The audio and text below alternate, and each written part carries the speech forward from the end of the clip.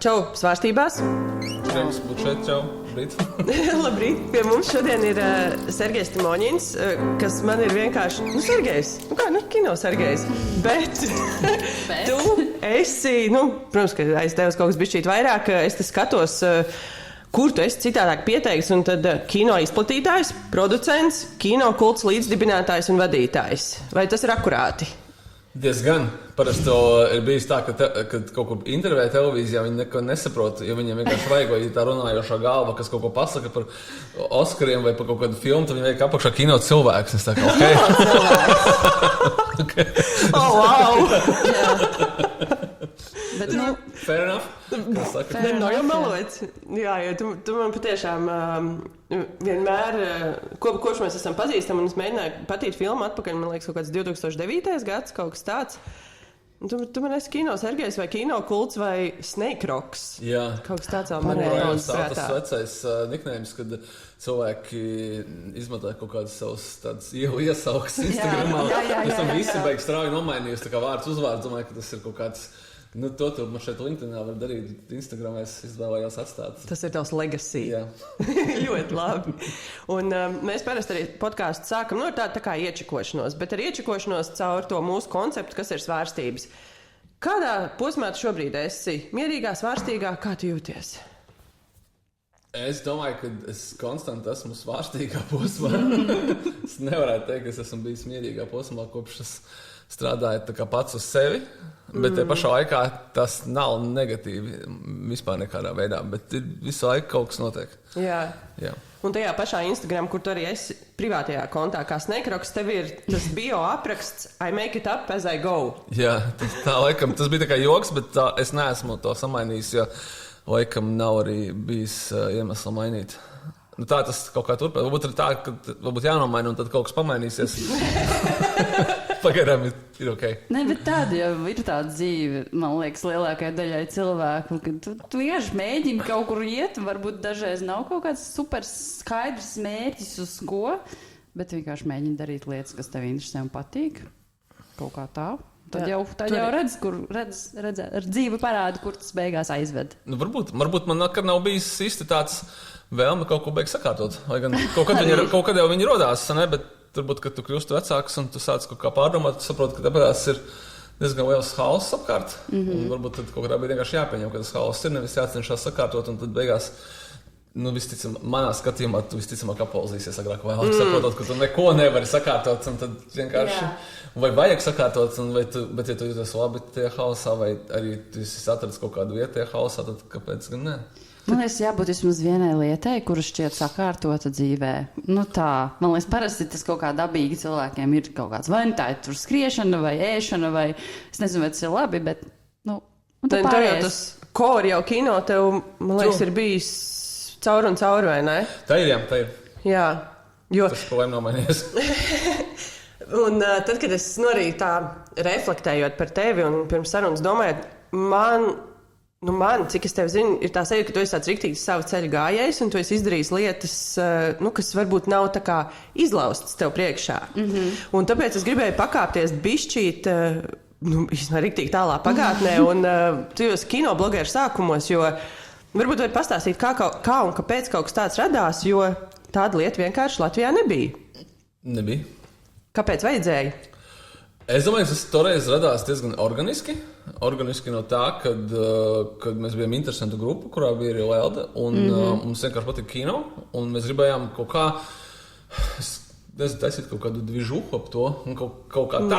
Un, manuprāt, tam ir diezgan liela saistība ar to, kad attīstījās internets ļoti strauji tajā laikā, jo tā dvižuha, viņa jau varbūt, teiksim, tu tiecies ar draugiem kaut kur, ko es esmu darījis ar iepriekš, vienkārši skaties kopā filmas un kaut ko pārunājot, un tad ir kaut kādi vēl citi cilvēki, un no kaut kādām kompānijām dažreiz izpeld. Un tā, bet tas internets, viņš ļāva īpaši, ka toreiz bija blogi, pirmie kaut kādi sociāli, un tu varēji ļoti ātri apmainīties ar informāciju, ne tikai ap to Latvijā, bet es arī ļoti daudz skatījos.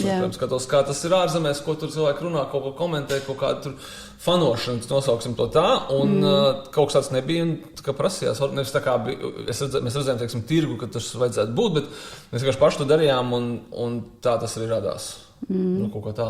Jā, un es tā arī atceros. Īstenībā diezgan dūli, tā kā visi ar saviem kaut kādiem darbiem, studijām, vēl kaut ko.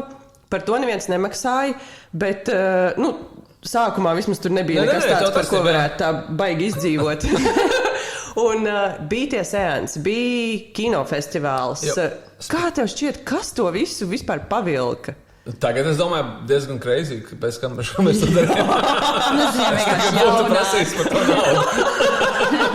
Nē, tas normāli, bet skaidrs, ka tu uz entuziasmu visu kaut ko tu var izdarīt, un ka tu nezini kaut ko, tu vienkārši ņem un uzņemies un dari. Un šeit, kad kaut kā paskatoties atpakaļ un pareflektējot, tas īstenībā ir forši, ka tu kaut kāds vairs nezini, un varbūt tagad arī skaties, un varbūt vari mēģināt arī varbūt kaut kādās lietās neiedziļināties vai, teiksim, izmantot kaut kādu vēlmi, kaut ko darīt, nezinot, cik tas prasīs laika un apjomu, jo, kamēr tas drives, tas ir forši, tas ir jāizmanto, tas tāds analizē, domā to, kas, ko un kā, un tad tu saproti, ka bāsties iegājis tādā jau, ka tu baigi aprēķini, līdz ar ko toreiz ne. Bet tikai es domāju, ka tas jau normāli, cilvēkiem ir hobiji, viņi kaut ko dara, viņiem ir darba, un tad viņi dara kaut ko ārpus darba.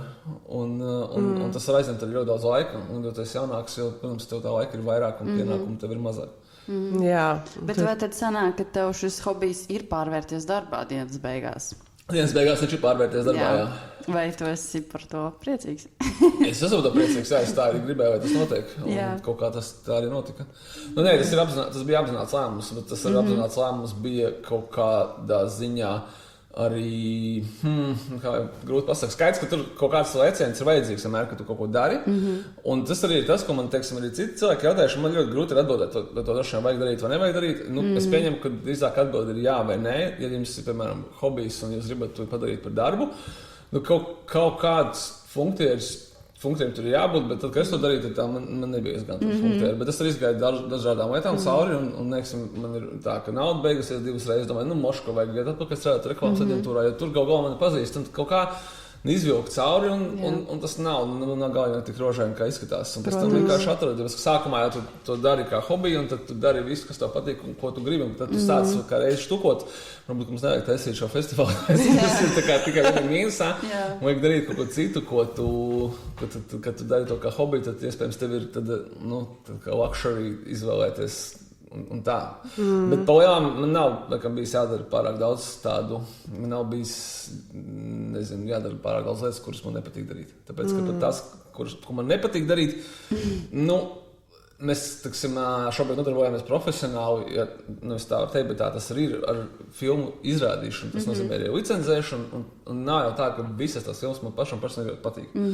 Tas ir normāli, bet viņas patīk citiem cilvēkiem, un es esmu ļoti priecīgs par to, bez ironijas. Un tā, man personīgi tā filma nepatīk, bet es redzu, ka cilvēkiem viņi patīk, viņi iet, viņi skatās, un viņiem tas sagādā pozitīvas emocijas, un es esmu super happy par to, bez kādas ironijas. Bet tas ir tas kaut kādā ziņā, kur varbūt tas nav mans personīgi man tas kino.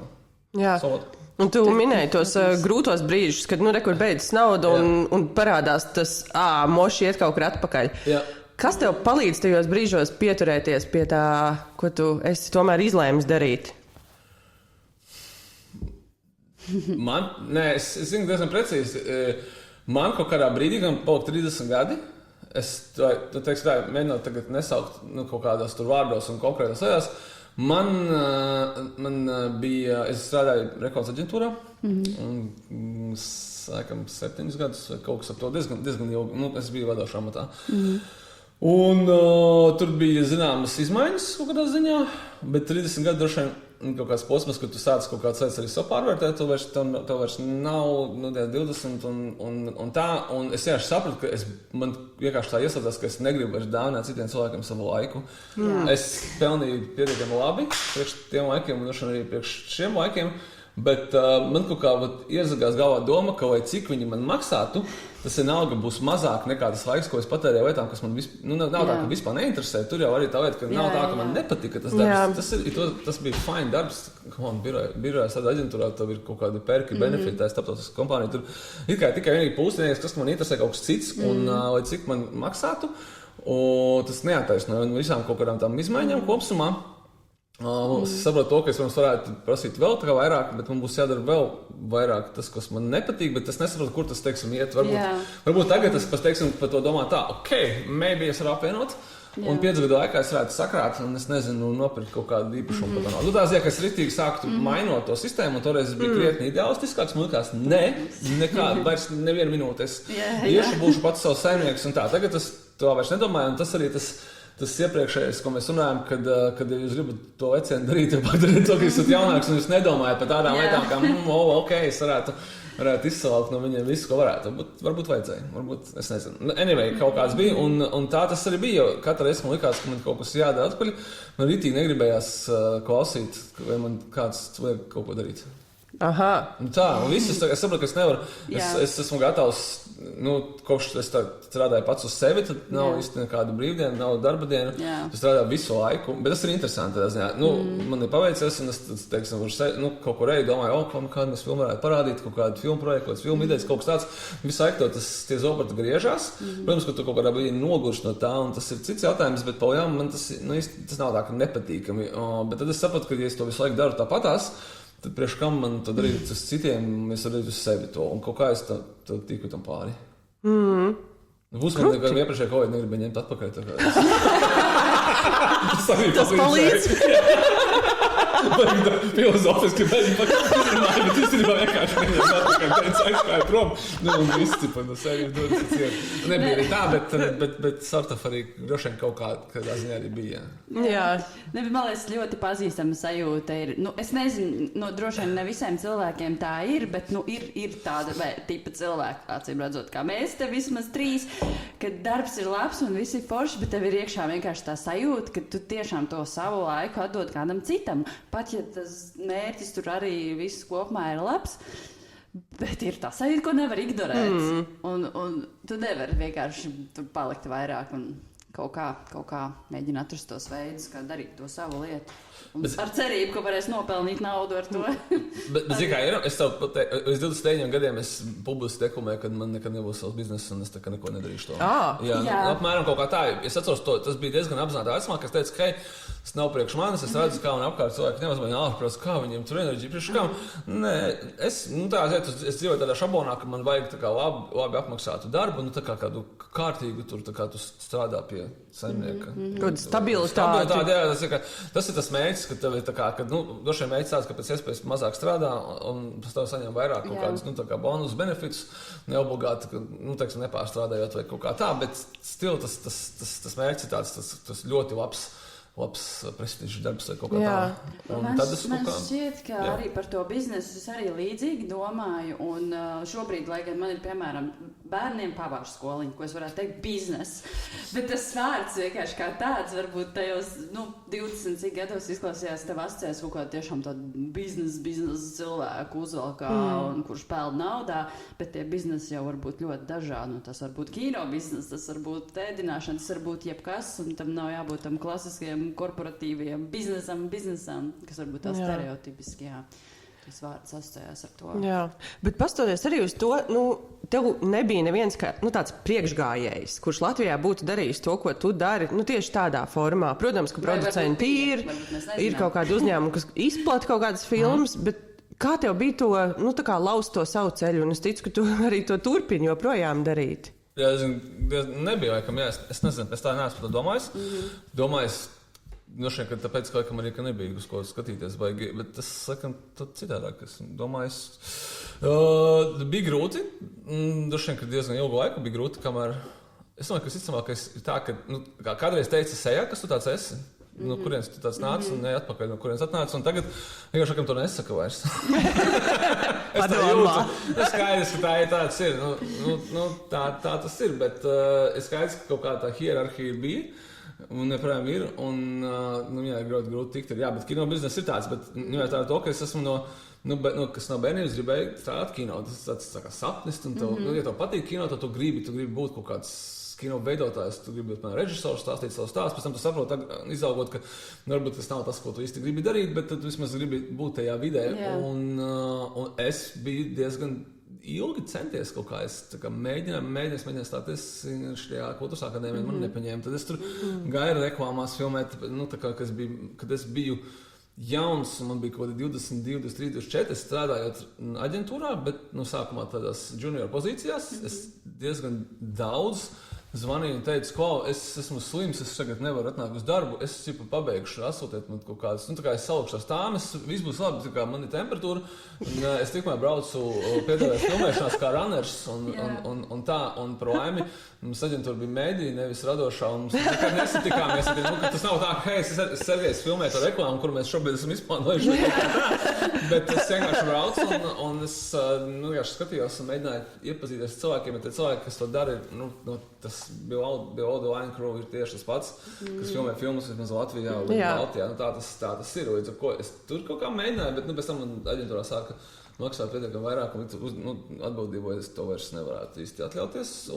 Bet tie nav, ka tad kaut kā man tas iekšā kaut kāda bija, un tad es sapratu, ka labi, tad ar kaut kādu tur blogu es varu pats izteikties un būt savs dzīves saimnieks un tādā veidā kaut kā. Un, kad, teiksim, viņi sāka lasīt, tad tu vari iet un, teiksim, pie filmu izplatītājiem, un tad viņi tev rāda filmas ātrāk, un tu vari viņiem izstāstīt. Un tā ziņā, ka tas nebija pirmais, tas bija otrais mēģinājums, un bija dažādi mēģinājumi, kā es mēģināju tikt iekšā, bet es tagad to pašu varu pateikt, ka tā ir tā industrija, kas ir super slēgta, kurai ir grūti tikt iekšā, un tas nav tikai Latvijā, tas ir arī ārzemēs, principā visur.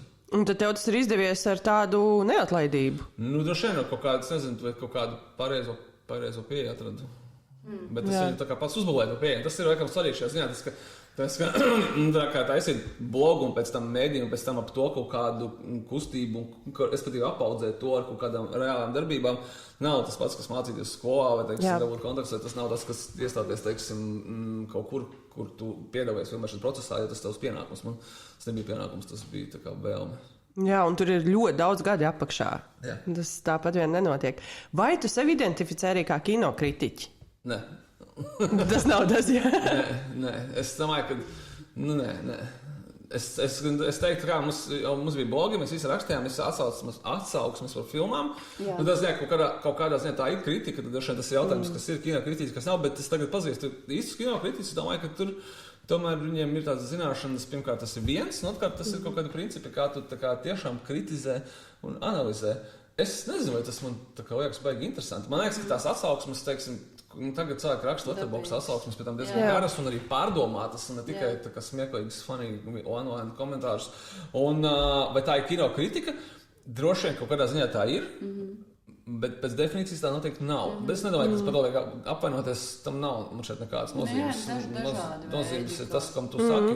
Tā ir nozīmes tas, vai tas, ko tu saki, tā kā, nezinu, makes sense, bet vai tas ir interesanti kādam vēl citam, vai arī vai tam ir kaut kāda bāze apakšā. Droši vien. Bet tas ir kaut ļoti uzmanīgi. Tas ir tieši par kinokritiku, jo es, teiksim, arī par lasu daudz cilvēku atsauksmes un tā, un laikam tas ir interesantākais, ņemot vērā to, ka es sāku rakstīt kinoblogu, kad man bija 15 gadi, un man ir 41 tagad, tas ir vairāk kā pusdzīves.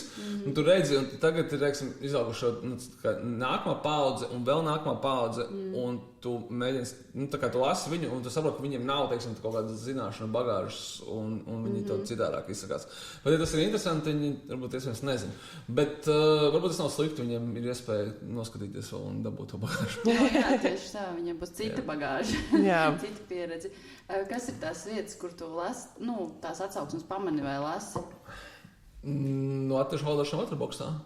Vai ka man ir Facebook feedā, kas kaut ko ieraksta. Tas ir cilvēks, kas izmanto Facebooku. Ja Instagramā es neko nerakstu. Vai kaut kad raksta, tur kaut kā pārstāv. Tas citādāk dažiem rasa kaut kāds ārzemju.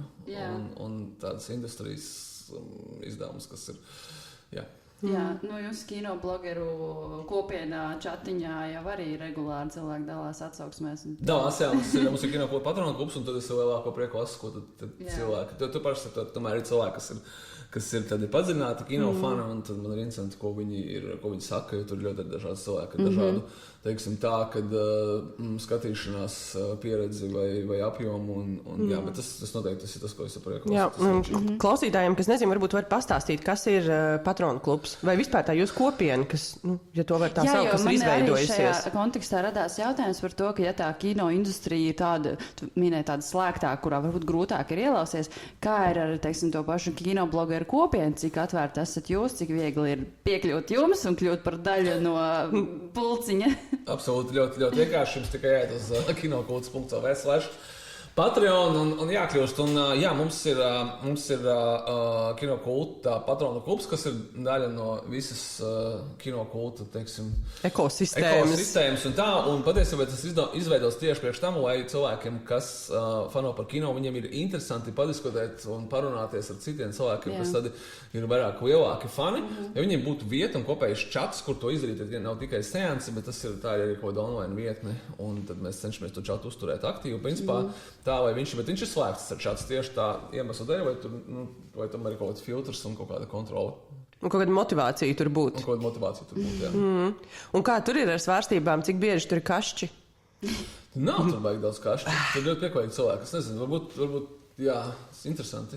Un dažreiz jāiemet kaut kādas Rage bites. Tas īstenībā diezgan maz arī, bet tas, kas tur ir ļoti interesanti, bet cilvēki ir dažādiem viedokļiem. Tur nav tā, ka vienmēr visi ir kā, super, un man ļoti arī patīk tas, ka nav tā, ka, teiksim, es pasaku, man šī filma nepatika, un tad tā kā, Sergejs, viņš jau izveidojis taču atu, tad visiem jāsaka, ka man arī nepatika. Nē, cilvēks saka, man gan patika, tā kā, un tā, un es saku, forši, Bet man ir daudz vairāk interesantāk parunāt ar tiem, kam, teiksim, pretējs viedoklis, saprast, kāpēc tas viedoklis ir pretējs, kas ir tas nevis, ka, teiksim, cilvēks saka, man arī patīk, forši. Mēs esam vienojušies, mums viss patīk, bet es nezinu, ko vēl vairāk.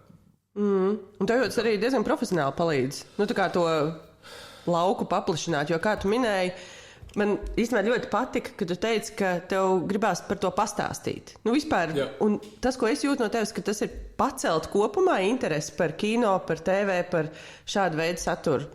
Tagad labo man, ja es kļūdos. Tā ir, ja man tagad droši jāprasa, ka tas ir tas, kas man visvairāk interesētu, un nevis, piemēram, kaut kāda, ņemot vērā to, ka mana profesionāla darbība ir jau kaut kādu laiku ne tikai stāstīt vai izrādīt sešiem, bet mēs producējam arī savas un filmas un seriālus, kuros esmu iesaistīts kā producents ļoti dažādās kapacitātēs, bet es skaitā arī kā creative producer un kā idejas autors un citādāk.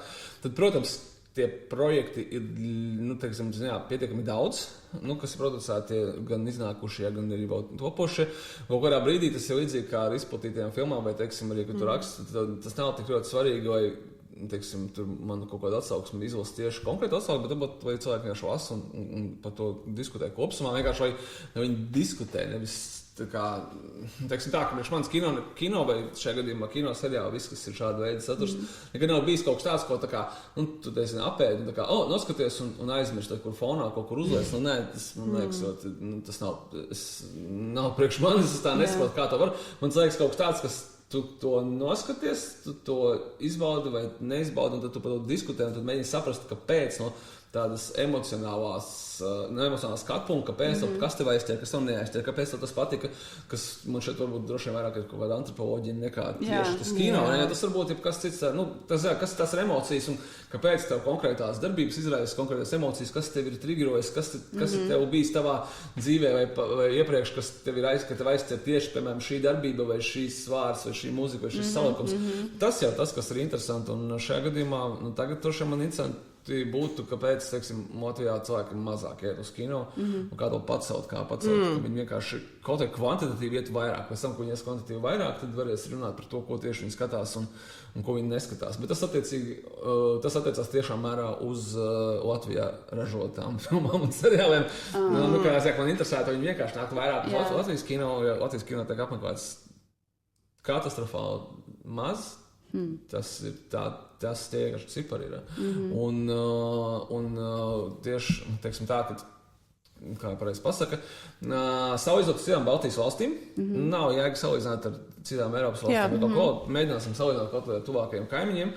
Mums ir ne tikai krietni mazāks apmeklējums, bet mums ir arī krietni lielāks tas gaps, teiksim, mums ir iznāk viena filma, un tas ir tas, ko es parasti runāju ar cilvēkiem, kas nav īsti industrijā, es to cenšos ļoti skaidrot, un neizklausīties varbūt tā kā garlaicīgs, bet to nevar neizskaidrot citādāk kā ar cipariem, tāpēc, ka, piemēram, vienai latviešu filmai var būt 300 reizes lielāks apmeklējums nekā citai latviešu filmai. Un tu par tām labām filmām būtu esi dzirdējusi. Un tā tas ir. Piemēram, ir filma Straume, vai ne? Visi viņi dzirdējuši. Okay, protams, jā.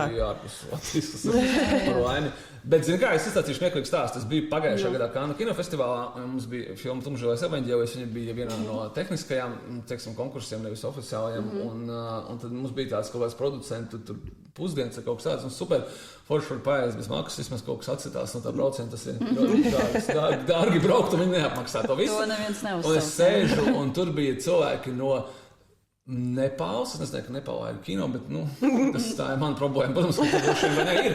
Un droši vien, ka viņš arī ļoti labs un tā. Un no Indijas kaut kas vēl. Un tas bija maijā un februārī, vai kad tur bija martā, kad dabūja Oskaru Straume. Un es tad domāju, beidzot, tad visi zinās. Un es viņam saku, mēs esam tā kā no Latvijas. Viņš tā, Latvija tā, ka sēdz, ka viņi atstīs tā, ka viņš tā kā mēģina saprast globusā, kurā pusē tas atrodas.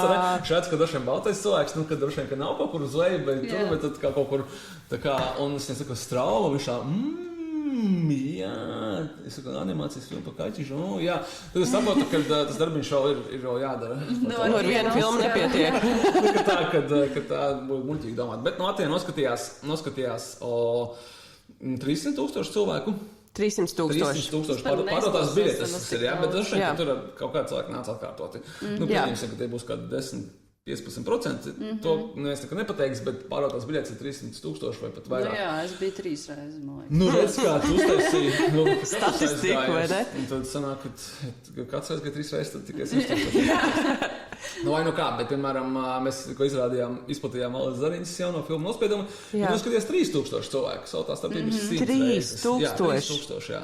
Tā nav vienīgā, tā nav tā kā tāds anomālija, ka, oh my god, katastrofa. Tas ir tāda tipiskā. Tā ir tāda tipiskā latviešu filmas performance, kur vienā pusē tev ir Straume ar 300,000, tad tev, piemēram, pēdējā gada laikā TTT tikko 130 vai 140,000. Es vienkārši zinu, tas cipars. Evaņģēlijs. Jā, zinu, Tumšais evaņģēlijs, tagad mēs esam finišējuši ar 97,000, bet es domāju, ka mums vasarā būs vēl kaut kāds sēns, tad mēs paliksim 100 tā. Vienkārši tīri savam priekam, jo nekāda cita tad vairs izdevības finansiāli tas vairs neko nenozīmēs, bet tas nozīmēs varbūt ego vai tas apārējais cipars.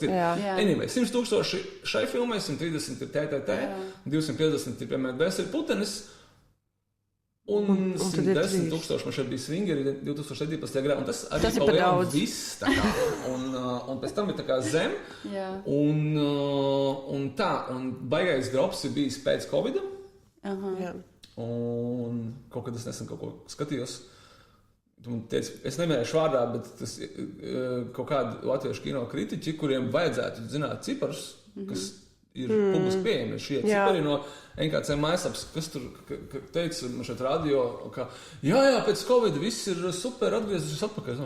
Fuck, man, tā kā ko tu mūdi.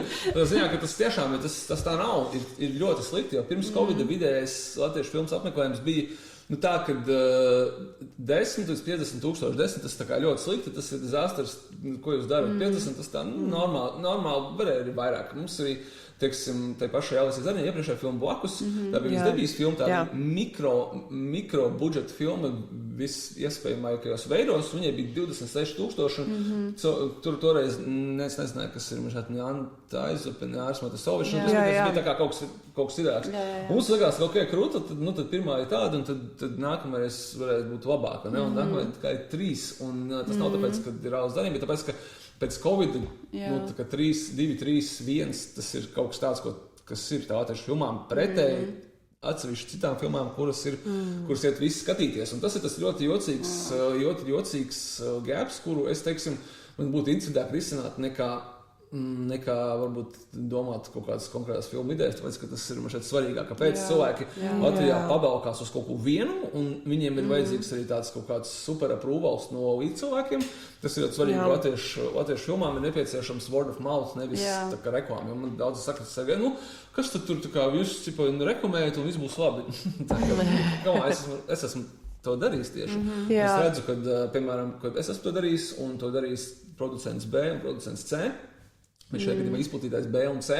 Un man ar viņiem nav nekāda sakara, bet viņu rezultāti filmām, kuras ir līdzīgas, teiksim, kas tā nav komēdija vai lielā vēsturiskā filma, bet tā ir tā kā mākslas filma, un viņu rezultāti ir līdzvērtīgi manējiem, kas nozīmē, ka vai mēs visi esam idioti, tā arī būt vai ne, bet es izvēlos tā nedomāt, vai problēma ir kaut kur citur, bet mārketinga budžeti ir, teiksim, ekvivalenti. Un tas nozīmē, ka tā problēma ir kaut kādā kopsumā kino apmeklējumā, kurš arī ir zemākais Baltijas valstīs. Latvijā cilvēks iet vidēji 1,5, varbūt tagad būs 1,6, ir kaut kādas traumas reizes gadā uz kino. Tas ir, gadā? Jā, gadā tas ir vidējais Latvijas no 6 un 60 tie absolūtie cipari, un Igaunijā tas ir 2,9, mums ir 1,5, 1,6. Tā ir liela atšķirība. Tā ir liela atšķirība, tas divas reizes starpība, tāpēc Igauniem ir un lietuviešiem konstanti filmas, kuras, teiksim, dabūnt kaut kādu to, teiksim, maģisko 100,000 skatītāju slieksni, viņam tā kā tas normāli iznāk lokāla filma. Varbūt tagad arī viņiem pēc Covid tas nav vairs tik bieži, bet joprojām reiz gadā ir filmas, kur ir 1, 2, varbūt 3 vietējās filmas top 10 ar šādiem cipariem. Mums tas ir tā, ka 100,000 tas ir kā cilvēks skrien un vērojā šampanieti. Tā kā I'm the king of the world, vai ne? Bet man tāds ķecerīgs jautājums. Tu ieguldies filmā, un tas ir drausmīgs darbs. Tas ir ļoti daudz darba. Un tu viņu uztaisi 3,000 cilvēku. Kā tu jūties? Es esam ceru, ka cilvēki mājās un skatīsies. Viņi iespējams arī dara, bet tad tur iestājās kaut kāda tā filma ekonomika, kur var no viņas pelnīt dažādos veidos. Tā skaitā var pelnīt arī ražot filmas. Pēc, kad cilvēkiem tiek maksāts algas to veidojot, viņi var pelnīt viņu izplatot kinoteātros, kur tāpēc tas visi kā zina, ka kinoteātri jau vairs tur neiet un tā, vai arī uz kinoteātriem iet skatīties tikai Avatāru 3D vai kaut ko tur vēl.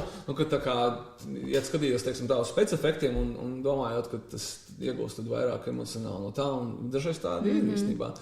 Un skatāt pēc tam mājās, un tad tu to plānojot filmu, tu pārdod viņu iepriekš pa lielāku cenu kā uz straumēšanu. Līdzīgi tā ir tāda ļoti tāda interesanta ekonomika, kurā tev ir jāatrod, kur tad tu viņu nopelnīs. Protams, ka tev vienmēr gribi, lai noskatās viņu vairāk cilvēku, bet droši vien, ka viens no...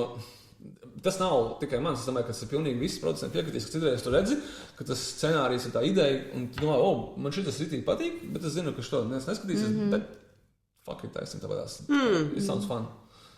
Tā tam arī Kurš tev ir tāds projekts bijis? Man nav bijis tādi, kur ir apzināti, bet man ir bijis tā, kur es zinu, ka šis projekts nebūs kaut kāds beigais kāsas grāvējs. Piemēram, Dieva suns. Brāļābeļu. Viņš Latvijā nav. Viņam Latvijā bija tie paši kaut kādi bišķi zem 3,000 skatītāji, lai gan it kā filmu no Latvijas pieteikta Oskaram. Traibekā bija pirmizrāde un Ņujorkā un visā pasaulē, kaut vairāk kā 50 žānu festivāli. Es domāju, ka tas būs foršs piedzīvojums. Un bija? Jā, es iekļāvu savā līgumā ar Brāļiem Āboliem to, kad daļa no mana honorāra ir, kad mani paņem līdzi uz to Ņujorkas pirmizrādi. Bet es pats apmaksāju savu ceļu, nevajag domāt, ka tas ir kā dalība. Es šāds, ka tas ir opportunity man būt kaut kur es citādāk nekad nevarēšu nokļūt kā skatītājs, tad nopērkot biļeti, bet tad Traibekas festivālā ar filmu piedzīvot to, kā notiek, man ļoti interesanti, kā notiek filmas pieteikšana, kā tur aizbrauc, kā tiek izlaists cauri tai festivālā kā dalībnieks. Un es uzskatu, ka tā ir arī man kaut kādā ziņā lielākais honorārs par šo filmu. Tas ir ļoti apzināti. Līdz ar ko, un tas ir tikai tāpēc, ka man tas liekas ļoti interesanti. Bet kā tu redzi, cik vispār tad režisoram ir viegli saņemties radīt kaut ko jaunu, zinot tos ciparus? Vai tas arī ir vienkārši, man ir tas radošums, kur es gribu kaut kur izlikt, un, kā būs, tā būs. Es teiktu tā, ja gribās kaut ko izlikt, tad paņemiet rokās papīru un zīmolu. Kino ir visdārgākais no visiem mākslas veidiem, kurā tad neskatieties arī uz Gintu Zilbodi. Viņam arī pēc pirmās filmas beidzās individuālais komersants, bet ka viņš kļuva, viņam nācās piesaistīt ļoti daudz cilvēkus.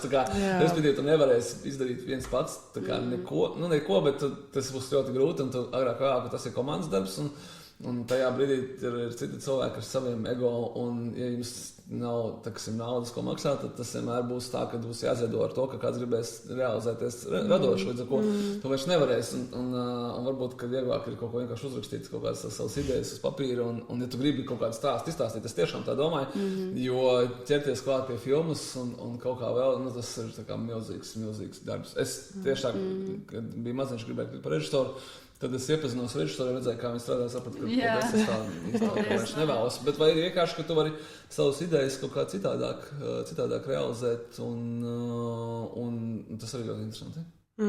Un ja mēs paskatāmies uz to producentu darbu, tur jau arī ir nenormāli daudz visādas svārstības, jo tev ir ļoti daudz lēmumu, kur ņemt šo scenāriju, to piesaistīt, to.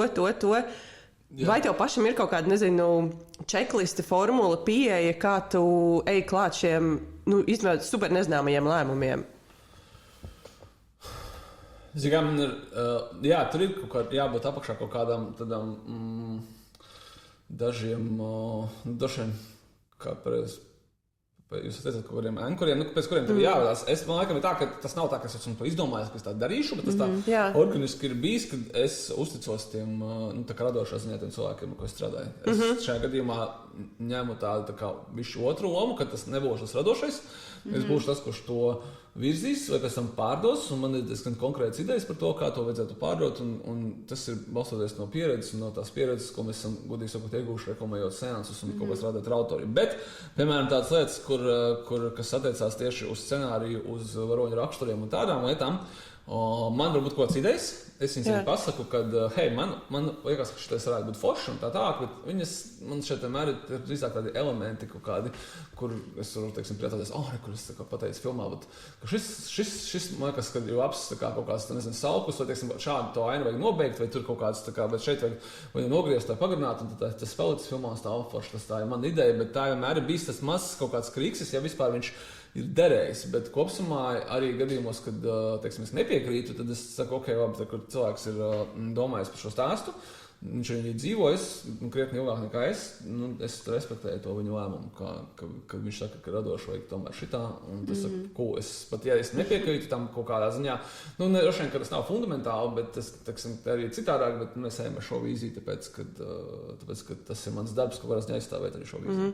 Tu tomēr palikt arī savu ego malā. Jā, bet tā nav mana filma, tā režisora filma, un, teiksim, tā, bet tad, kad ir kaut kāds, teiksim, marketings un kaut kāds tāds, tad tas bišķi despots. Nē, es saku, tev galvenais stāst to stāstu, bet kā mēs viņu pasniegsim, tad es tagad I'll take it from here, un tad būs drīzāk par manam. Protams, arī diskutējāt un tā, bet tad es atstāšu kaut kādu, jo man liekas, ka tas ir pareizi, jo tev ir, teiksim, tev ir jārada ir sajūta, kaut kāda emocijas no filmas, kas sastāv no ļoti dažādām lietām, bet šajā gadījumā šeit tas ir, tur nezinu, plakāts, trailers, kaut kāds ļoti mazs elements, kas ir krietni īsāks un varbūt nevajag darīt abas lietas kopā. Jā, kur tu saki, jārada emocijas, un es tev tam totāli piekrītu, jo tas jau ir tas, kas tev aizvelk arī uz to kino. Bet es arī kā no reklāmas pasaules, mums jau tur 30 sekundes, minūte, tas jau ir baigi īsts laiks izstāstīt, kaut kādu stāstu, ielikt kaut kādu emociju, un tad tev ir plakāts. Jā. Kā tu tur ieliec emocijas? Vienmēr ir kaut kāda šablonizēta veidi, kā tam pieiet, un ir tad radošana, tad beigās katrai filmai droši vien izdomā, kā tu labāk kā tu izdarīt, ko tu gribi radīt, kādas asociācijas. Kaut kādā ziņā tur varbūt tas tomēr kino ir tā, ka tas jau ir standartizēts, kad ir kaut kāda plakāta šabloni un ir kaut kādas, ko cilvēki ir pieraduši patērējot, tā skaitā Hollywoods kino, tad zini, ko no tā plakāta gaidīt un kas tas tāds varētu būt. Ka tev kaut ko pasaka priekšā. To piemānīt bišķi, jā. Visi noteikti redzējuši kaut kādus tos YouTube recap trailers, kad ir kaut kāda šausmu filma, kas ir paņemta, tad nezinu, Shining uztaisīt kā komēdiju, vai ne? Jā. Tās, jā, ar plakātiem līdzīgi, ka ir kaut kāda šabloni, kā cilvēki ir pieraduši uztvert kaut ko, ok, šī ir tīzlā komēdija, šis būs grāvējs, šis būs neatkarīgais Sundances kino vai kaut kāds tāds. Un tu zemapziņā jau esi pieredzi pie tā, jo tāpēc kāds ir izdomājis, kā to sajūtu radīt, līdz ar ko tu vienkārši tam seko vai tam neseko. Un kas notiek, kad to salauž? Tad mēs teiksim, ir tā, ka mums ir strādājis pie Kriminālas ekscelences fonda un Tumša Evaņģēlija, kur katru reizi vienkārši bija pilnīgi darīts pilnīgi pretēji pret sistēmu. Vispār pretēji visam. Un kaut kā tas ir nostrādājis, bet es domāju, tas tāpēc, ka ir ļoti spēcīga komanda apakšā un ļoti spēcīgas tādas kaut kādas kā idejas. Un tas ir tie arī 2 projekti, kur man jāsaka godīgi, ka tas ir tā, ka ja tu ieguldi nenormālu apjomu darba, tad kaut kādā tādā ēteriskā izpratnē tas tomēr dod kaut kādu savu atdevi, ka tur tiek ieguldīts krietni vairāk darba nekā jebkurā citā projektā. Sorry, bet tā tas ir. Jā. Un kāpēc no tevis aizgāja tik liela daļa tajos projektos, kā tev šķiet?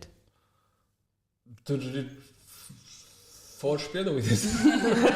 Iekšējā motivācija. Ir fun, jā, bet ne, tur vairāk par to, ka tiešām, kad ir ļoti darīts viss pretēji. Kā uztaisīt Kriminālas ekscelences fondu, uztaisīt pilnīgi bez valsts atbalsta, bez nekādas, tikai ar savu naudu, ar crowdfunding, ar pašfinansējumu un tā tālāk, bez aktieriem. Nekādi aktieri, visi nepazīstami aktieri, filmēja kaut kādus 3 gadus, kaut kādu vidējais latviešu filmē vidējais filmēšanas dienu skaits ir no 12 līdz 20, vai ne? Dažreiz ir vairāk, ja kādam paveicās, un daži mēģina kaut kādās 9 nofilmēt, vai pat mazāk, kas arī ir, vai ne? Un tad kaut kādu Kriminālas ekscelences fondu filmēt, vai evaņģēlīt, ka tuvu 100, ne? Un pēc tam vēl par savu naudu, un pats dārgākais jau, kas ir tā filmēšanas laiks, ne?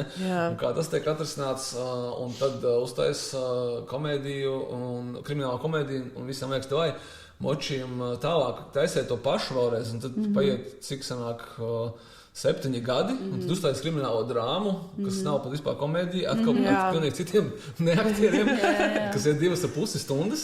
Mums teica, ka Džeka, ko jūs darat, kā 2 stundas maksimums mazāk, un tā, viņi atkal cilvēki nāk un skatās. Jā, tad tu nemaz tā nevari paredzēt. Manuprāt, tas ir tas, ko kino arī ļoti daudz var novērot. Tas pats Fight Clubs, vai ne? Kam kino gāja ļoti draņķīgi, un pēc tam viņu uzķēra. Un tad mēs arī redzam, visas tādas, ko mēs ar Lauru arī pirms sarunas runājam, visu laiku ir kaut kādas svārstības tajā kino lauciņā. Tad mums bija Eiropas kino, tad bija Amerikas kino, tagad Korejas kino. Jā, kaut kā mainās tas tendences. Jā, tur ir tādi tā kā viļņi, kas iet kaut kur cauri. Tos vispār var paredzēt. Es domāju, ka nē. Tas atkal ir tas I make it up as I go, vai ne? Tas ļoti zināms Hovudas scenārija autors Williams Goldmans, viņš ir dramaturgs, un viņam ir tāda slavena frāze, ko daudz citai, nobody knows anything. Tas ir tā kā tieši par kino, un tas jau pateikts, ja mums šeit kaut kādos 60. vai 70. Un es nedomāju, ka kaut kas baigi no tā ir mainījies. Protams, vienmēr ir kaut kādas formulas, kur tu vari kaut ko izkalkulēt un mēģināt arī izšaut. Un tā, bet tas kino ir tik garš un tik vaikietilpīgs process, tas ir droši vien, ka vēl ilgāk nekā teiksim, būvēt kaut kādu biznesu, un, teiksim, bet mēs jau arī redzam, ka tik līdz kaut kas ir aizgājis, piemēram, kaut kādu sastīkot, uzreiz rodas kaut kādi atdarinātāji, un tas pat droši vien ir sen, labāk teikt, ir kaut kāda aplikācija parādījusies, un tad visi metās ātri ražot kaut ko ļoti, ļoti līdzīgu, bet pirmkārt, pirmais ir bijis, un otrkārt, tev ir tik maza laika, lai uzlikt uz kaut kādu trenda, kamēr viņš ir aizgājis, un mūsdienās tie trendi jau, viņi tikai akselerējās tajā ātrumā. Līdz ar ko es domāju, ka vieglāk ir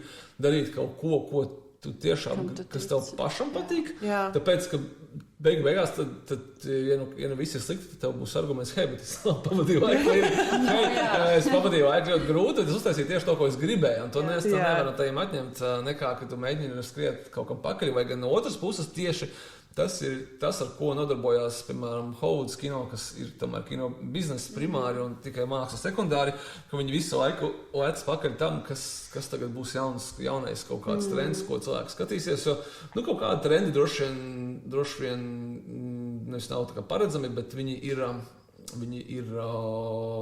pārāk lēni. Izdomā tos trendus? Es domāju, ka nav, skaties kā, par tiem trendiem ļoti interesanti, kad mēs tagad bijām ar to pašu Dievu suni.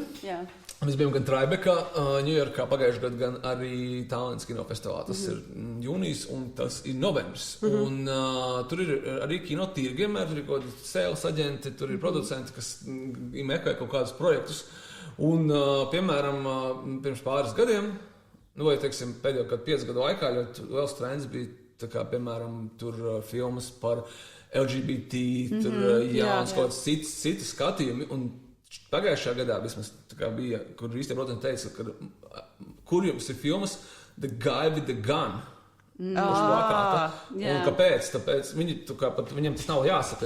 Tāpēc, ka Trumps ir šobrīd tas, kas ir tā kā aktuāls, un tas ir čalis, kurš vienkārši ienāk, un mēs redzam pa televizoru vai ziņās ir Hollywoods filma, kur iebrauc helikopteri un nolaup diktatoru vai prezidentu, kā tu gribi viņu uzskatīt Venecijā vai ne, un tas ir tas, ko mēs agrāk redzējām kino, un es domāju, tas ir kas, ko mēs redzēsim noteikti kino ļoti drīz, un zinu, kā tā filma izskatīsies uz tā kā pēdējai detaļai, bet tas nozīmē, ka šobrīd aktuāls ir tas, ka tu esi stiprs vecis, un tu tā kā savu taisnību pierādi nevis tiesas zālē, vai, teiksim, tu izklausi pretējās puses viedokli, bet tu iešauj viņam sejā ar pistoli, tāpēc, ka tev ir taisnība, un tādas filmas tagad ir pieprasītas, bet jautājums ir, ka sāks taisīt tādas filmas, tad pēc kāda laika beigsies Trumpa otrais termiņš, un nav nemaz garantēts, kad republikāņi dabūs, varbūt arī, ka nē, un mēs nezinām, kas būs, varbūt tieši būs pretēji, tā kā būs kaut kāds pilnīgi kaut kas pretējs, un tad būs pilnīgi pretējs pieprasījums, un ko tādu, un tad it kā, tu vari mēģināt tagad taisīt gan to, vai kaut kā vēl, bet varbūt nemēģini, un dari to, kas tev patīk, un vienmēr atradīs kaut kā to savu auditoriju, kas arī ļoti svarīgi, tāpēc, kad mums arī bija filmas, kur autori ļoti maza, bet ir cilvēki, teiksim, viņus tā filma ļoti uzrunājas. Te pašai filmai nospiedam, praktiski ir ļoti, ļoti labs atsauksmes, jo cilvēki, kas aizgāja, kurus uzrunāja šī tēma, viņi teica, ka wow, šis bija tieši precīzi man, paldies mums par to filmu, un man, godīgi sakot, pietiek, ka ir viens cilvēks, kurš to pasaka, kuru tā kā pa īstam tas ir aizķēris, un viņš teica, kad tas ir mani aizkustinājis. Es domāju, ka tas darbs ir izdarīts kaut kādā ziņā. Jā, tas ir atšķirīgs no tām ambīcijām, kas tev pašam ir, ko tu vēlēs saņemt pretī. Nezinu, mums veidojot podkāstu, man liekas, arī ir svarīgāk, lai to noklausās cilvēks, kuram pat tiešām tas interesē, pat ja tie ir mazāk cilvēki nekā masu, projekts masām. Jā, bet kur mēs runājām par trendiem, un tāpat laikā paralēli kino kults izrāda vecas filmas. Un kur, kā tev šķiet, kāpēc cilvēki uz to pavalkās? Es domāju, tur ir dažādi faktori, tas nav arī tikai Latvijas, tas ir diezgan globāls trends, un daudzos gadījumos tagad, teiksim, mēs to sākam darīt arī diezgan pasen, un mēs to sākam darīt tikai tāpēc, ka mums gribējās redzēt savas mīļākās filmas kinoteātrī, atkārtoti, tāpēc, kad mēs kā viens no tādiem primārajiem vienmēr kinokulta motīviem vai idejām ir tāda, ka tas tomēr tā kā kino, ka tas ir, it makes sense, ka ja mums ir komuna ar cilvēkiem, kam patīk runāties par filmām, tad viņi iet viņu skatīties uz kino, un ir vēlēs ekrāns, un ir tā kino pieredze, kas varbūt, ekrāns tur var būt strīdēties par to, ka viņš vienmēr ir liels un vienmēr tur būt tehniski un viss ir ideāli, un kāds teiks, mājas kinozāle vai daudz labāks, viss tur tā, bet tu esi tur viens pats, un tu nejūti to enerģiju tur, un tā enerģija ļoti svarīga, un to ir ļoti grūti paskaidrot, un iespējams tas ir kaut kāds, varbūt pat tas būtiskākais faktors, ka man cilvēks saka, es labāk skatos mājās viens pats, tad es saprotu, ka mēs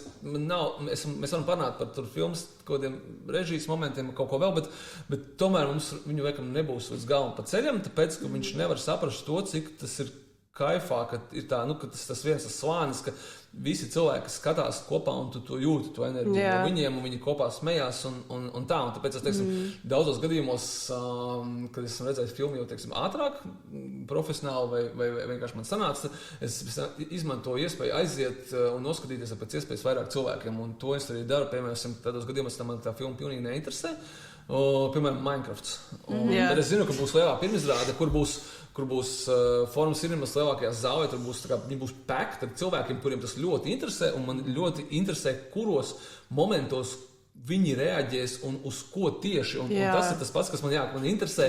Hei, kāpēc tev tas patīk? Varbūt man tā nepatīk. Un man ir tiešām baigā škrobi, ka man nesanāk aiziet, teiksim, es nebiju uz to Michael Jacksona filmas pirmizrādi, bet es būtu gribējis būt nevis tāpēc, ka man ļoti interesē tā filma, bet tāpēc, ka es gribēju just to cilvēku, kas to enerģiju, kas ir tajā brīdī. Vai, teiksim, kad kaut kādas filmas mēs veidojam, tad mēs vienmēr viņus skatāmies vai monitoros, kur montāžā, vai taisam kaut kādus private screenings, un pēc tam tu skaties kopā ar citiem cilvēkiem, un tu uzreiz jūti, kā tā filma īstenībā, kā viņi ir. Bet tas ir par klasiskajām filmām. Ir tā, ka mēs gribējām sākotnēji vienkārši redzēt kaut ko uz liela ekrāna, kas mums patīk, un arī, tā skaitā, redzēt kaut ko, kas varbūt mums bija liekts. Neesam mēs redzējuši bērnībā dažiem kaut kādas tās klasiskās filmas, jo viņas vienkārši nerādīja. Un tā ir iespēja viņas redzēt un varbūt pieredzēt kaut kādā citādākā veidā. Bet īstenībā tas ir diezgan globāls trends, tāpēc, kad ir daudz filmas, kas izgājuši laika pārbaudi, un viņas vienkārši ir labākas nekā jaunās filmas. Un tas nav, es uzskatu, ka tas tiešām tā ir, ka no vienas puses pateicoties tam, kad ir sen jau kino digitalizējies, un tu nefilmē vairs uz lentes, tas ir nenormāli svarīgs moments, tāpēc, ka tas ir demokratizējis filmas veidošanu. Protams, ka esmu dzirdējuši to, ka tu vari tagad ņemt un uz iPhone visu kaut ko filmēt, un kāds arī to mēģina, tas nav krietni palielinājis filmu kvalitāti. Es domāju, ka mūzikai ir līdzīgi. Es neesmu mūzikā iekšā, labojiet mani, bet manuprāt, tas, ka tu vari tagad nezināt pat notas un taisīt savu mūziku, viņas ir kļuvusi vairāk, un no tās kvantitātes ir radusies arī kaut kāda kvalitāte, bet tas nav tā kā būtiski uzspridzinājis kvalitātes latiņu, un ar filmām ir līdzīgi, ka viņas ir kļuvušas krietni vairāk, vienkārši tāpēc, ka cilvēkiem nav jāgaida, ka viņš varēs sakrāt lentei, burtiski fiziskai lentei, un viņu attīstīt, viņš vienkārši var iet un filmēt, vai gan viņam joprojām vajadzīga komanda, aprīkojums, gaismas un skaņa un tā tālāk, bet, mājās tu vari to salikt kopā, bet tas būtisko kvalitātes nav uzlabojas, tāpēc, ka tas joprojām ļoti dārgi, un kas ir mainījies, teiksim, no 70. 80. varbūt pat 2000 gadiem, tas, ka lielāko daļu, piemēram, Hollywoods kinostudiju ir apēdušas kaut kādas starptautiskas korporācijas, tas vienkārši lielais biznes. Tas ir Disneys, Sony tagad, kur visi dzirdēja par to, kā tur bija sāga, kā Warner Brothers pirks, nepirks Netflix, ar ko tur sapūdīs, un fonā kaut kāda ir Oracle nauda un kaut kāda tagad arābi. Respektīvi, viņus interesēs tikai vienīgi, vai tā nauda atnāk atpakaļ, ne jau, ka viņi tur kaut kādu mākslu grib. Un, kas nozīmē, ka filmas būs tikai vienīgi pielāgotas visiem 4 kvadrantiem, kāds mēs teikt, respektīvi, viņas būs, tā kā, vai arī, teiksim, Netflix labs piemērs, ka viņi rada filmas priekš visiem un reizē priekš nevienu. Jā, protams, tur viņas izbaudīt, bet diez lai viņas būs tā kā ļoti unikāls. Es nedomāju, ka Netflix ir ļoti ieinteresēts filmās, kas, teiksim, patīk daļai cilvēku un kādam viņas tā kā riebjās, ka viņas ienīst. Tāpēc, ka tas ir iespēja, kad to filmu, ka viņi ir riebsies tik ļoti, ka cilvēks atrakstīsies no Netflix, kamēr, piemēram, cilvēki, kas deva zaļo gaismu un uzlika savus parakstu, ka mēs finansējam cīņas klubu, viņi saprata, ka šo filmu kāds noskatīsies, un viņš vienkārši iznāks ārā kinoteātrā un teiks, kā jūs tā drīkstējāt, kā jūs vispār kaut ko tādu var uzfilmēt. Kas arī reāli notika pirms rādē, Un tas ir radošs risks, un cilvēks saprot, hei, bet mēs jau taisam kino, nevis, ka tas ir kino, kad diskusijas. Jā, ka tas not the point. Un tāpēc tās vecās filmas kaut kādā ziņā uzņemas vairāk riskus, un cilvēki to jūt, tāpēc, ka varbūt ir mazāk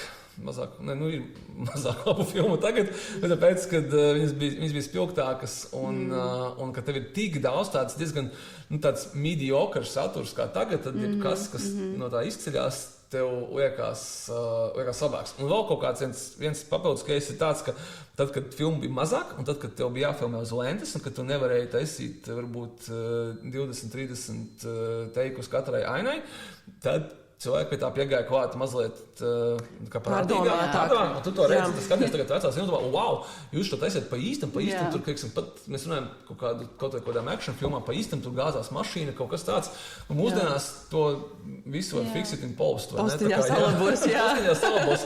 Un toreiz tu nevarēji ne postiņā salabot, un tas ne tikai par action filmām, tas ir par kaut kādām filmām, kurās vienkārši redz, ka wow, viņi tiešām filmē Ņujorkā uz ielas, kas tagad notiek. Mūsdienās to visu filmē uz zilo ekrānu un bez zaļā, un viens nefilmē, kāpēc, vai tu bloķēji tu ielu priekš kam, vai kādas sarunas, tā kā dialogu ainu filmēt, man jābloķē viss, kaut kāda, nezinu, šitā Times Square, tā kā, kas tā pa muļķībām, es to nedarīs, un vienkārši nofilmējam. Un tu redzi to, ka tie aktieri arī uz to rēģē, un tas viss saliekās kopā, un tāpēc tās vecās filmas, vai, kas, kam ir vecs, mums, teiksim, nesen bija Twilight maratons, cilvēki jau patīk, tā ir viņu jaunības filma, viņi gāja skatīties viņu, tā skaitā arī ironiski. Kādam tas ir Casablanca, kādam tas ir Krustāvs, bet tas ir trends visā pasaulē, un pašas Hollywood studijas arī to saprot, un, prāt, izmanto. Man tagad dažreiz nākas cīnīties ar to, ka studija neļauj licenzēt šo filmu, jo viņi paši gatavo kaut kādu tur lielo izrādīšanu. Un neļauj licenzēt šo filmu nozīmē neļauj tev parādīt viņu šeit kino, ja? Jā. Aha. Ka, piemēram, šobrīd tieši būtiski šajā brīdī ir Top Gun atkārtojums, mēs gribējām parādīt, jo filmē 40 gadi.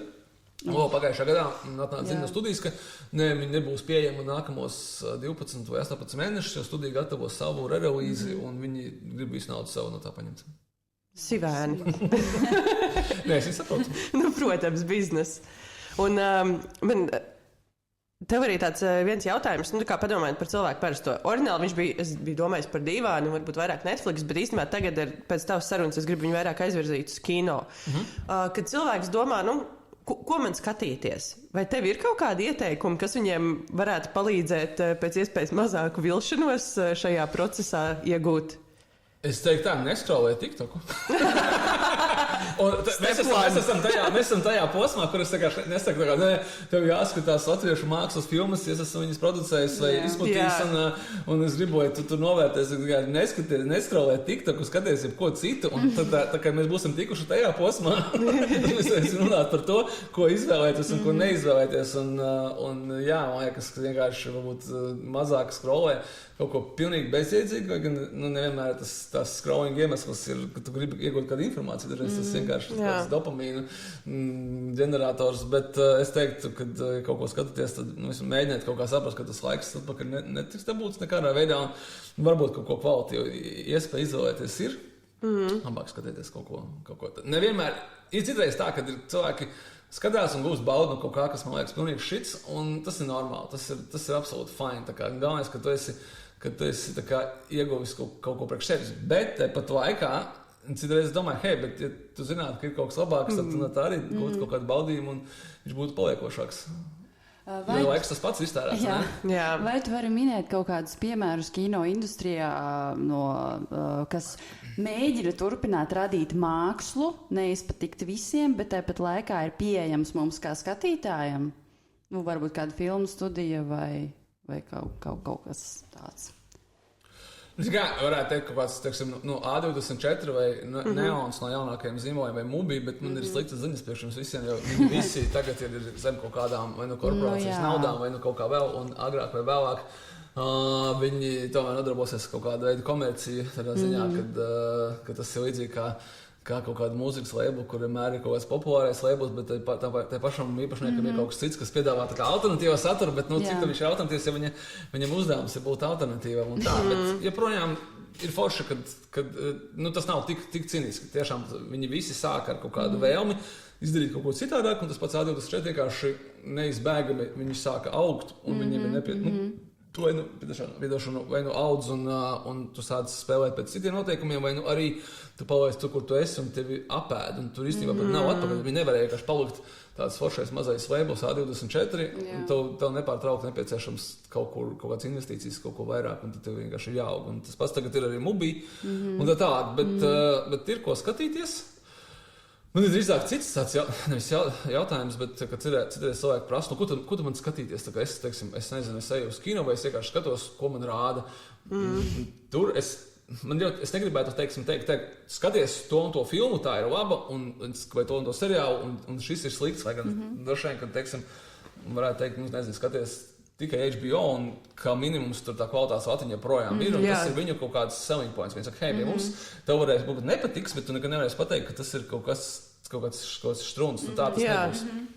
Bet no otras puses, es gribu vienmēr drīzāk teikt tā, ka ja tu skaties, piemēram, to, ko tev rāda, vai tas būtu kino, vienkārši kino repertuārs. Tu esi cilvēks, kas saka parastais, tu vienkārši ej uz kino, bet tajā kino tev rāda to, ko Hollywoodas studijas šajā gadījumā gribu, lai tu skaties. Tas nav tā, ka tu rādi visu kino. Tas ir vienkārši, pat ja tu liekas, ka tu izvēlies tā, ko tev piedāvā. Un līdzīgi tādās ar straumēšanas platformām un līdzīgi. Un varbūt tas būs tāds diezgan hardcoreīgs piemērs, bet teiksim, ir tā, ka kāds mūs klausās un viņš skatās tikai un vienīgi mainstream, bet viņš jūt, ka šis man sāk jau apnikt un tā, bet viņš skatās to, ko viņam piedāvā. Kino vai platformas, es teiktu, izdeviet diezgan vienkārši katru gadu, piemēram, ir Cannes kinofestivāls, tur ir ļoti daudz dažādas programmas, bet tur, piemēram, ir competition programma. Tajā competition programmā ir kaut kādas 12 līdz 20 filmas. Es tagad, šobrīd notiek Cannes festivāls, man vajadzētu zināt, cik. Es nepateikšu to preci, apmēram, vai ne? Var paņemt pagājušā gada programmu, tur būs atlasīt kaut kādas 11 filmas, tas nav baigi daudz. un noskatīties viņas. Varbūt 1 vai 2 vai 3 filmas būs tādas, kas būs dzirdētas. Tad, nezinu, kādā vidī, kādā Nora uzvar, teiksim, Kanās, un tad viņi dabūna Oskaru, un viņi arī skatās. Un ne tikai, vai, teiksim, Parazīti vai kaut kas tāds, bet pārējās filmas nebūs. Varbūt tās filmas patiks, varbūt viņas nepatiks, bet jebkurā gadījumā pilnīgi objektīvi runājot, tā būs mērauku ar kaut kādu citādāku filmu kino, kurš ir tiešām objektīvi labs. Viņš var sakot, viņš var nepatikt, viņš būs noteikti pretējs tam, kas ir pierasts, bet viņš var arī diezgan normāli uzspridzināt smadzenes ar to, ka tas ir kaut kas wow, kino varbūt arī tāds īpaši. Tu esi skatījies tikai un vienīgi. Tas īstenībā ir interesanti, kad tu redzi, kā tas notiek sabiedrībā. Piemēram, iznāk filmu Jokers. Jā. Cilvēki ir, wow, oh my god! Un tu saproti, ka viņi nav redzējuši Taxi Driveru, viņi nav redzējuši kādu Eiropas kino, viņi nav redzējuši kādu Vakīnu Phoenixu 2/3 filmogrāfijas, kur viņš ir tieši tikpat ļoti tāds super intense, trakais čalis. Viņi skatījušies tikai vienīgi mainstreamu, un pēkšņi viņiem zem tā mainstreama ir mazliet tā kā iebrauc iekšā kaut kas ir nedaudz citādāks, bet tam ir super, nevar otršķirīgs, tāpēc, ka tā ir ļoti kvalitīva filma, viņi ir pelnīgi populāra, bet tas nav nekas baigi oriģināls. Jā, viņi ir atšķirīgi no visiem Marveliem un DC. Jā. Un dažreiz skaties domā, bet tu būtu redzējis kaut ko iepriekš, tad nav tā, ka tu neizbaudītu Jokeru, bet tas ir tā, ka tu varētu saprast, wow, kur jums tur ir Taxi Drivers un King of Comedy un kaut kas vēl, un paigi forši, ka tagad, teiksim, komiks filmās kaut kas tāds ieliks, bet tev nebūtu tas pārsteigums, kurš, manuprāt, ir tāds, negluži muļķīgs, bet tev tā kā liekas, wow, šitais ir kaut kas pilnīgi jauns, tas nav tā kā absolūti jauns, tas ir tikai priekš tevis jauns, tad tev, teiksim, kaut kāda tā bagāža nav bijusi, vai tu gribi kaut ko vairāk, tad ir veidi, kā to darīt, un man šeit tas piemērs no Cannes festivāla ir diezgan legit, jo tas ir numur 1 festivāls pasaulē, un vienkārši cilvēkam grib kaut ko citu redzēt, tad es piedāvāju darīt to. Otrs veids ir skatījies IMDb top 250, kas arī, protams, cilvēku tops, nevis kritiķu, bet tāpatās tur ir kaut kādā ziņā tomēr objektīvi atlasītas ļoti labas filmas, tur nav sliktu filmu, bet tas ir top 250, un viņš ir ļoti liels, un tur būs noteikti daudz filmas, kas jau ir redzētas, un tad var paskatīties to, kas nav redzēts, un tā nebaidīties skatīties arī kaut ko mazliet vecāku. Labs teikojs. Tu esi točs kino cilvēks, caur un cauri, bet kas ir tas, kā tu sevi līdzsvaro? Kas tev ir ārpus kino? Kā tu no tā atteji, ja tev vajag attiet? Es varu pateikt, es dažreiz atteju.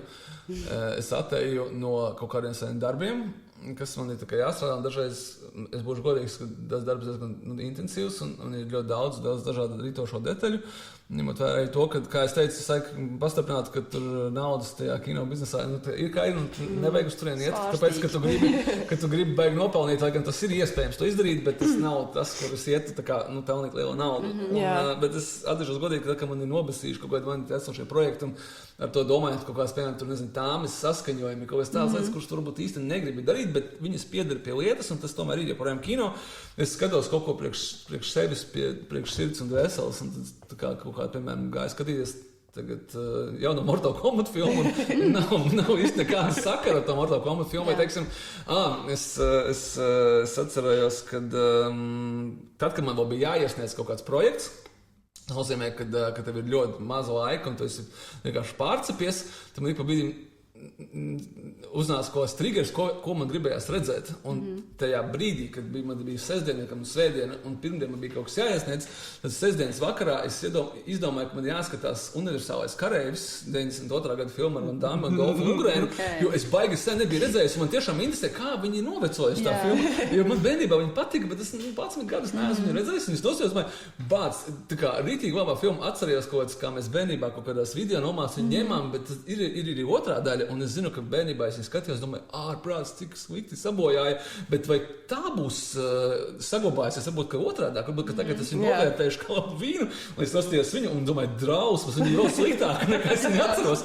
Bet īstenībā ir tā, ka pagāja toreiz kaut kādi 10 gadi, un viņi atdzīvināja to Universālo kareivi, un iznāca 3. daļa un 4. daļa, un es kaut kad biju sācis skatīties 3. un 4. es nekad nebiju redzējis, un es noskatījos arī 3. un 4. daļu, un iztērēju kopsumā kaut kādas 10 stundas laika, ko es varētu valstīt par projektiem, bet es noskatījos, man nebija nekādas nepieciešamības vai vajadzības izņemot to, ka tā kā Man rītīgi patīk, es noskatījos, un 3 no šīm filmām varēja neskatīties vairs nekad. Un varbūt arī visas 4 īstenībā, tāpēc, ka tā pirmā daļa ir laba, bet viņa jebkurā gadījumā vienmēr bijusi un palikusi kaut kādā pagātnē. Un es nekad sev nepārmetu par to. Bet tu no kino atpūties ar kino? Tā izklausās, jā. Nu, bet come on, Sergej! Nē, tiešām tas, ja tad es skatos un saprotu, ka man... No vienas puses to attaisnoju to, ka man ir jāredz, bet es zinu, ka man nekāda nav pienākuma sajūta. Tas ir just for me, just for fun. Tas, ka man ir tik daudz projektu, kas man būtu jāredz un jāskatās un jāvērtē un jālasa kaut kādi pieteikumi, kas būtu tā kā darbam, ko tad nogurstot no viņiem, es atpūtos tā. Bet atbildot uz to visu to jautājumu, šādi tiešām es daru. Bet tas ir svarīgs jautājums, ko es gribēju arī sākumā pateikt, kad citreiz, kad es neko neskatos priekš sevis kaut kādu, nedēļas. Tas, ka ilgākais, tad man uznāk tā, ka tāds, tā kā, bet man viss ir iebjās, es vienkārši pārgrūzīts. Un tas, es domāju, pilnīgi visiem, kas kaut ko paši darījuši, ko darīt, lai tu nebūtu, lai tu neizdegtu ar to, kas tev patīk. Tas īstenībā ir ļoti būtisks jautājums, un es esmu atradis to atbildi, ka es dažreiz skatos kaut ko, kur ja tu esi pietiekoši aizņemts, tad tu zini, ka tev viss, jebkurš laiks ir vērtīgs, tu varētu kaut ko darīt, kaut ko izdarīt kaut kādas lietas, kuras, tev vienmēr ir iekavēts mūždien. Un tā vietā es to tērēju, skatoties kaut ko, kas man it kā neko nenesīs, un ko es esmu jau, piemēram, redzējis, un es skatos atkārtoti, un vēl, vai arī, es neesmu redzējis, bet tas vispār neko man it kā nedos, bet es nostos tā kā, wow, man joprojām patīk, es ķēru no šitā kaifu, vienkārši patīk skatīties tīri, un es tā, viss kārtībā, tā kā, I'm fine, tā kā, tas nav tā, ka tas tikai strādāja, un es esmu jau aizbraucis, un man vajag vispār paņemt pauzi no tā visa globāla. To es neesmu sasniedzis, un es no tā mazliet baidos, un mazliet droši vien, ka rīktīgi.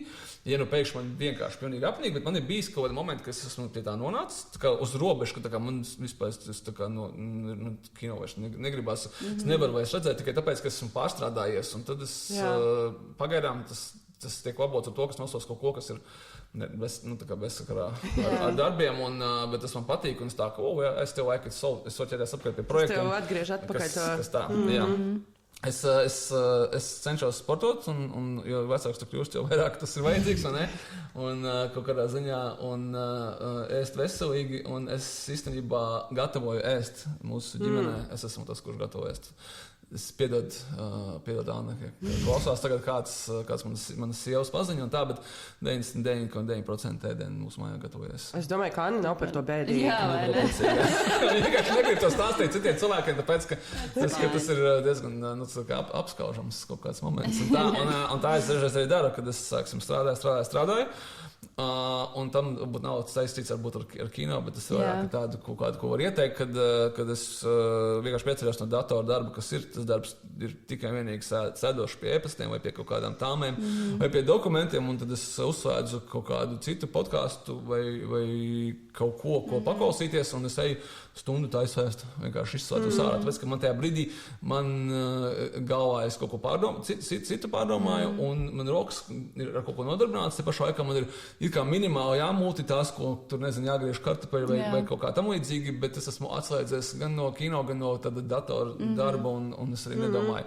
Savukārt, teiksim, kad es eju skriet, tad gan bieži vien ir tā, kad es pamanu, ka vai nu ir baigi interesantais podcasts, vai nu es sāku domāt kaut kādas citas idejas. Bet tas ir normāli, tas arī zināms, ka tu ej skriet, tad tev kustībā rodās idejas, un tu vari pat to kaut kādā ziņā apzināti izmantot. Zini, ka es tagad, man nenāk nekas prātā, bet es tieši paskriešu, un tad man sāks zobrata griezties, un tad tu sāks kaut ko domāt, tikai tad jāmēģina kaut kā pierakstīt vai kaut kā vēl. Jā. Tevi mēs varam paklausīties skrienot Kinokulta podkāstā. Neregulārajā. Šeit diezgan neregulārs, jā, tur es... Bet, kad ir, tad ir. Kad ir, tad ir, jā. Vai tu pats arī klausies citus kino podkāstus? Es klausos citus kino podkāstus, jā. Es klausos, man ir tāds ļoti interesants moments, ir kaut kādā ziņā, kad es praktiski klausos, sākās karš Krievijas ar Ukrainu, un es pārstāju klausīties mūziku, principā, praktiski vispār. Un kā ir Spotify abonents, es gribēju viņu nokancelēt, bet tad, kā es esmu tas turētājs, tad tā visa Spotify ģimene teica, ko tu dari, kāpēc? Tad es neklausos vairs mūziku, un man ir Apple podcastu, kurās es klausos. Tad es sapratu, ka nav visi podcastu izrādās Apple podkastos. Es ir pieredzējis, es klausos visu kaut kādas podkastus, bet diezgan daudz, kaut kādas kino kino industrijas, tādas, kur viņi tā kā ziņas pārspriež vai kaut kādas, teiksim, intervijas ar tādas, kas, sakam, nav baigi interesants, nevis, kur sēž kino kritiķi un pārspriež, ko viņi par to domā. Man, godīgi sakot, tas nepārāk interesē, tad kaut kā tad mūdēšana. Bet, teiksim, tur intervija ar Sony Pictures marketinga cilvēku. Tas tā, tā ir tā industrija, kas man interesē. Tas cilvēks, bet droši vien, kad ārpus kino, tad tas nav aktieris, tas nav pat režisors, tie kaut kādi industrijas cilvēki, kas dalās ar kaut kādiem saviem. Jo es, teiksim, sekoju līdzi kaut kādām filmām, kas nāk ārā, tie viņu projekti. Es redzu, kā tu minēji, tur, piemēram, Mortal Kombat 2 plakāts, trailers, un tad pēc tam tas cilvēks stāsta, kā viņi tur, piemēram, ir nonākuši un ar ko viņi ir stragojuši, un es varu salīdzināt, jo viņš man nesaka, teiksim, kaut kādas lietas, bet es tur priekš sevis izteicinātu, kā tad viņam tur īstenībā ir gājis. Tā kā to es klausos, jā. Es arī mēdzu klausīties citus kino podkastus, bez kino kulta podkāstu, un reizēm ir tā, kā tās epizodes ir garāks par pašu filmu. Par projektu Ave Marija, piemēram, man liekas, bija 4 stundu garš podkāsts. Bet kāds ir ieguvums no tā visa, pat ja es nenoklausos līdz beigām, man tas iedrošina varbūt izteikt dažreiz savu viedokli par kino, jo vienmēr ir tas, kas es tāds esmu, ko es teikšu, nāc nekāds kino kritiķis, es vienkārši skatīties parastais, es paklausos it kā cilvēku, kuri vairāk zina par kino viedokli un saprot, hei, es arī vispār varu tā izteikties, tā nomierinoši, normalizējoši, jā. Tā kā tā, runāsim par kino. Runāsim par skatāmo saturu visādos formātos, seriāliem, latviešu kino. Mēs esam pārvilkuši pāris stundēm. Man liekas, šis ir garākais podkāstu ieraksts, kāds mums ir bijis. Bet kā jau mēs sākumā, kā mēs teicām, ja ir ko runāt, tad vajag izrunāt. Tad mēs dodam Miķi tev ieplago. Kas ir aktuāls, kam var sekot līdzi, kur tev var sekot līdzi? Ok, man personīgi es ļoti maz komunicēju sastīkos, jo man vienkārši nav tam spēka, un es arī jūtu kaut kāds ir tas jau vecuma marazms, ka vienkārši negribu neko īsti dalīties, līdz ar ko, bet man sieva to spiež, lai tā kā susturētu kaut kādu savu tur aktivitāti, lai vienkārši neaizmirst, bet tāpēc es visu spēku veltu kinokultam, un kur tiešām tas ir arī tā kā mans prieka darbs, kur es varu vienmēr doties uz kinokulta, es teiktu, sociālo tīklu vietnēm. Pārsvarā mums joprojām darbojās arī kinokults.lv, bet tā kā mājaslapa, kur tur ej kaut ko lasa recenzijas, viņi nav ļoti aktuāli, bet sociālo tīklu vietnēs es vienmēr varētu redzēt kaut kādus jaunākos seansus vai filmas, ko mēs piedāvājam jums skatīties, un mēs tiešām klausamies un dzirdam, ko cilvēki, ka viņi grib kaut ko redzēt, tad tas tiek ļoti bieži, vai es teiktu, lielākajā daļā iespēju izpildīts. Ko gribas kaut klasisko filmu redzēt kinoteātrī, jūs droši rakstiet, tāpēc, kad ir bijis neskaitām gadījumi, ka kāds uzrakst, šito varbūt varētu parādīt, tā kā, šitā ir baigi labā ideja, un ar klasisko filmu licenzēm ir labā ziņa tāda, kad tas nav, kā, teiksim, izveidot filmu, kas ir nenormāls pūles, tā ir tikai licencēšana, kas atsevišķos gadījumos var būt ļoti ekonomiski izdevīga, un tev nav nepieciešami tur 10,000 cilvēku to filmu noskatīsies, bet, piemēram, 100, it's fine, kas ir bijis. Un kas nozīmē, ka, ja tā ideja patīk personīgi, piemēram, man, vai kādam vēl no komandas, un kāpēc gan nē, tā ziņā, ka nevienmēr tas būs kaut kāds biznesa risinājums, bet rekur cilvēks var atnākt nostīties kaut kādu savu mīļāko filmu, un varbūt, ka tādi cilvēki īstenībā ir arī daudz vairāk nekā mums liekas, viņi vienkārši nav uzrakstījuši. Un tas laikam, ir tas pats galvenais, ka tas nevis tas, ko mēs izdomājam, bet ka diezgan daudz filmas cilvēki tiešām vēlas redzēt un iesūt, un dariet to, es tiešām visu lasu. Un tas rezultējās faktiskos seansos daudz biežāk nekā jums varbūt liekas. Un varbūt kādas no tavām producētajām filmām, ko kaut kur var noskatīties?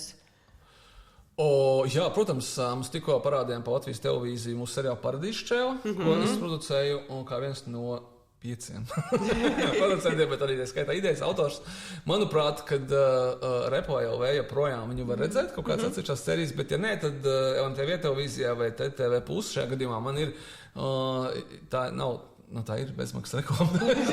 Tāda ziņā, ka viss sen jau ir pārdots, un es neko no tā neiegūšu, tikai skatījumus, bet es gribu, lai jūs noskatāties, tur tikai 6 sērijas, tas ir komēdijas seriāls, un varbūt tā, ka mēs viņu veidojām, tad mūsu galvenais orientieris nebija ne Friends, ne The Office, bet mūsu galvenais orientieris bija seriāls Arrested Development, tāpēc, ka mēs gribējām, lai šo seriālu var mūsu gadījumā skatīties atkārtoti un visu laiku atrast katrā sērijā kaut kādas paslēptas knifus, kaut kādas jociņas, kaut kādas, kad tu saproti, ka pirmajā sērijā ir atsauce uz 6. sēriju un otrādāk, un tad tā kā, un šitie momenti, kuri ir Arrested Developmentā un kurus tu vari saprast tikai 2. un 3. reizi skatoties, tā kā tā. Bet mēs viņu, kad pičojām, pārdevām kādai Office, tāpēc, kad, ja mēs to pičotu kā Arrested Development, mums prasītu, pirmkārt, kas tas tāds ir, otrkārt, kad uzzinātu teikt un nekādā gadījumā. Tā kā tā ir daļa no producēšanas darba. Burvīgi. Mēs salinkosim visu kaut ko. Paldies tev liels par laiku, par sarunu. Bija baigi feini. Paldies, ka uzaicinājāt. Jā, tiekamies kino. Jā, visi ejam uz kino. Paceļam tos ciparus. Come on. Tiešām. Labi. Nu, čau. Tad tā.